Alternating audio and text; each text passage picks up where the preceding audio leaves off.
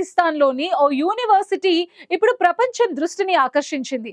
Lahore university of management sciences భారత్కు చెందిన ప్రాచీన భాష అయిన సంస్కృతాన్ని కోర్స్గా ప్రవేశపెట్టింది. అంతేకాదు, త్వరలో మహాభారతం, భగవద్గీత పాఠాలు కూడా బోధించడానికి సిద్ధమవుతోంది. దేశ విభజన తర్వాత సంస్కృతం పాక్లో పూర్తి స్థాయిలో అడుగుపెట్టడం ఇదే తొలిసారి.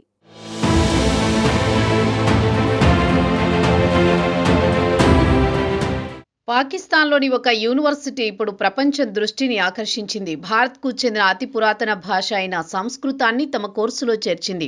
అంతేకాదు, భవిష్యత్తులో మహాభారతం, భగవద్గీత వంటి గ్రంథాలను కూడా బోధించాలని ప్లాన్ చేస్తోంది. దేశ విభజన తర్వాత పాక్లో సంస్కృతం అడుగుపెట్టడం ఇదే మొదటిసారి. Lahore university of management sciences ఈ భాషలో ఒక పార్ట్ టైం కోర్సును మొదలుపెట్టింది. అంతకుముందు 3 నెలల పాటు నడిపిన వీకెండ్ వర్క్షాప్కు విద్యార్థుల నుండి ఊహించని స్పందన వచ్చింది. ఈ ఉత్సాహాన్ని చూసి యూనివర్సిటీ 2027 నాటికి దీన్ని పూర్తిస్థాయి కోర్సుగా మార్చేందుకు సిద్ధమవుతోంది.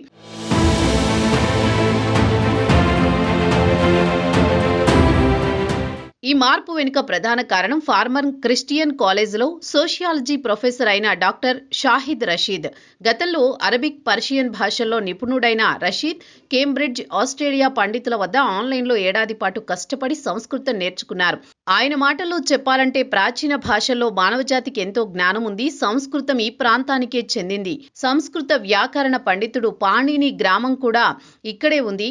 కాబట్టి దీన్ని మనం తప్పక నేర్చుకోవాలి. సంస్కృతం ఏ ఒక్క మతానికూ సంబంధించింది కాదని ఆయన గట్టిగా నమ్ముతారు. భారత్లోని హిందువులు, సిక్కులు అరబిక్ నేర్చుకుంటే పాకిస్తాన్లోని ముస్లింలు సంస్కృతం నేర్చుకోవడం వల్ల ఈ భాషలు అడ్డంకులు కాకుండా వంతెనలుగా మారి దక్షిణాసియాకు కొత్త ఆశను ఇస్తాయని ఆయన అభిప్రాయపడ్డారు.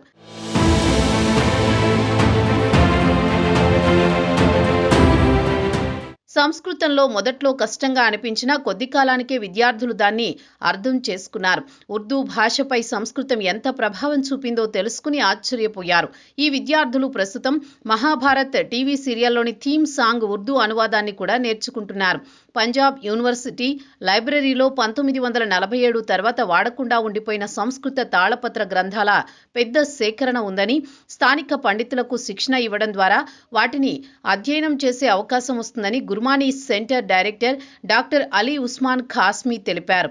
లాహోర్ యూనివర్సిటీ లక్ష్యం చాలా పెద్దది. రాబోయే 10-15 ఏళ్లలో పాకిస్తాన్లో భగవద్గీత, మహాభారతంపై అధ్యయనాలు చేసే పరిశోధకులు కనిపించినా ఆశ్చర్యపోనవసరం లేదని ఆయన ఆశాభావం వ్యక్తం చేశారు.